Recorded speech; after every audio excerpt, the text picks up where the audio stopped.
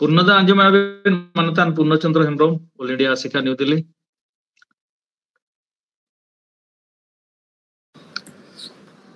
हाँ ठकुदा बाबू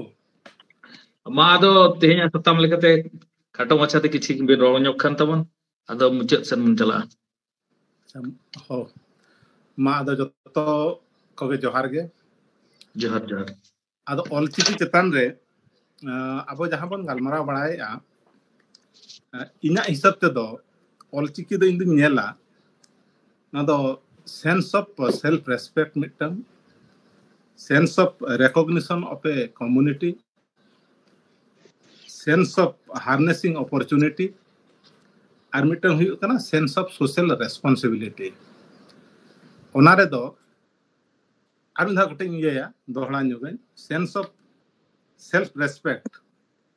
sense of recognition of a community sense of harnessing opportunity और मिटन sense of social responsibility नोरे दो माने चक्री को ना कथा तो तायम ते हिजुआ तो नोआ पने जिनिस रे जते बन तुले जो खाया अब दिनसरा के बेंगल का बन मेन बड़ाया बेंगल हो बाय क्वालिफाई पूरा दो ओंडे को ओलो कना ओलो दो ओने जे सेल्फ रेस्पेक्ट इन हो ओंडेन को पठुआ कोड़ा को कॉन्फ्रेंस को अटेंड आका अदा अब तो जोहार के मांग बन मेना अब तो केमन अच्छी से आंजमा का नित धबी तो ओना हुयु कना आलाबन भवित गदमा जे अडी उनको दना को मांग ना अब तो बन तायम मेना और उड़ीसा हल तो तीसो बाबन तायमोआ ओना दो मिटन अडी मारांग भवित और अडी मारांग कथा कना ओना दो पूरा बन उहर ले सान्ताड़ जाति दो उड़ीसा हल जदी बाको तिंगु केटेजोआ नोआ जाति दो तीसो बाय केटेजोआ ओना हुयु कना इना भवित और इना पतियो नित धबिते उड़ीसा रिन हड़गे सान्ताड़ जाति दो मिटन दिशा को एमा खावदेया तेणु दिनसरा ओनका बाबन मेने तायम मेना बन यदि आबो बन तायम मान कना ताले ऑलचिकी हे तायम गया ओकार हो बांग मांग कना मेनखान ओना दो ठीक कथा दो बांग कना ऑलचिकी आजा हर रे आजा ताड़ाम हर दो बाछाव ठिका कावना अरे ताड़ाम आका ओना ना हुयु कना आबो ना अपॉर्चुनिटी तिना बन इदि दाड़े कना सांताल हपन हिसाब ते हड़ हपन हिसाब ते ओना हुयु कना क्वेश्चन दो ऑलचिकी दो नितो दो गोटाय दानान कना होय रे ओटांगो कना ओनारे आबो मेना बना से बांगा ओना हुयु कना क्वेश्चन दो नितो किस ऑलरेडी पीजी और पीएचडी करा हुई की आय ओंडे खन गे अडी हण ना को ओडको ओना रे सांताल को ओडको आ से एटा जाति को ओडको ओना हुयु कना इशू दो जे ऑलचिकी खन बाको ओडको आ कि नोरा खंदरन बांग हुयुआ रिसर्च बांग हुयुआ ओना दो इशू गे बांग कना तो आबो ओनारे मेना बना से बांगा ओना हुयु कना इशू दो नित जहां नेलो कना आबो रोड को बड़ाया महातो को कुंकल को भुया बथुड़ी को बड़ाय गया उनको जुदी ऑल को एहोबान हा सांतार रोड और ऑलचिकी को यूजा साहित्य अकादमी दो उनको गना को न्यामा तेहनी लय आपे कना उनको ये को न्यामा उनको औरी को ठिकाई खातिर औरी को एडॉप्टा आबो दो हा बन कयो का कना समय हिजु कना दिन दो जतो जिनिस तो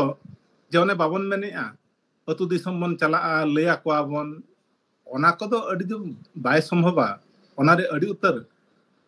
रिसोर्स दरकारोआ पैसा पत्र ना कथा मेना ओका खन बन न्यामा मिटा मयूरभंज जाक यदि बिन एहोबा मिटा अतु अतु दाणा कते मिटा अवेयरनेस बिन कैंपा ओना दि हिसाब बिन ओना रिसोर्स ओका खन हिजुआ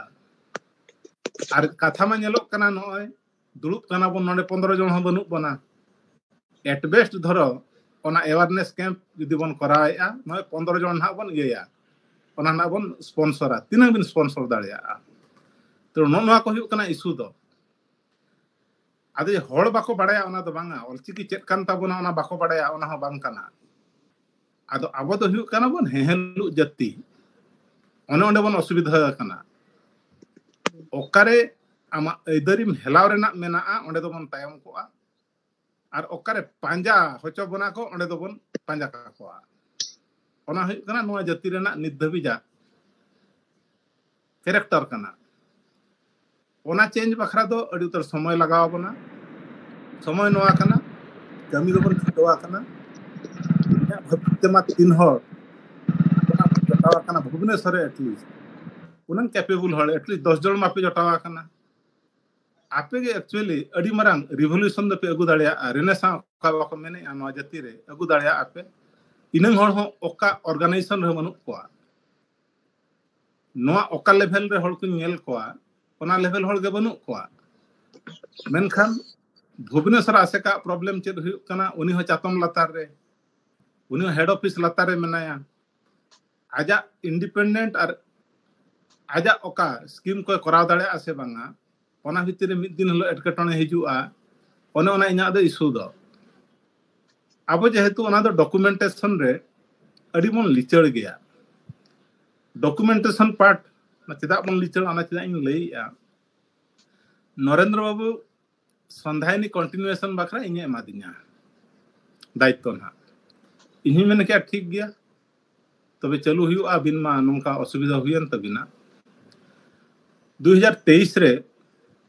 ओना जेहेतु ऑलचिकी रिलेटेड कना ओनाते नोआ धना इन लई सदरेया 2023 रे अड़ी उत्तर ये कते कागज दो हेजना बारिपदा कलेक्टरेट ऑफिस खन हेजन परे नुकु को इदी के मिड शर्मा इदी काते हाना जनवरी 2023 रे ना हेजा कना कागज परसु ते पहले करा ऑफिस ले चेंज या इनके ते मिड शर्मा पारोमेना मिड शर्मा पारम काते नितो मिटन लेटर ना को इशूया ओना हुई कना ओना को माने डिफॉल्ट को इया का डिफॉल्ट और डिफांक्ट ओना हुई कना एज पर आरएनआई ओना दो हुई कना संधायनी रेना स्टेटस दो डिफांक्ट और इया बखरा दो ओना दो हुई कना ना दो बारिया nyutum ते नोआ दो रजिस्ट्रेशन लेना मिटन nyutum ते छापा कान ते मिटन नंबर ते छापा कान ताहे मेनखान आक्वा इया रे दो आक्वा रजिस्टर रे दो नोआ दो बारिया मेना तेन नुकु दो फाइन नितो दो को इया का माने फाइन मिटन अमाउंट ना बइन लईया ओना फाइन दो प्रत्येक रजिस्ट्रेशन नंबर बखरा फाइन को ऑर्डर हुआ का ओना एम परे नोआ दो चेदा को इया किया मैंने आको 2006 खन 2023 दबी आले चेन हो रिपोर्ट वाले नामा का ओका की आले ठेन भेजा कथा ओना हुई कना मिटन डॉक्यूमेंटेशन ना इया कना प्रॉब्लम कना ओना दो 2006 खन नितो दो 2006 खन 2023 ना आज खोज कना नोआ मिटन ऑल काते अगुई पे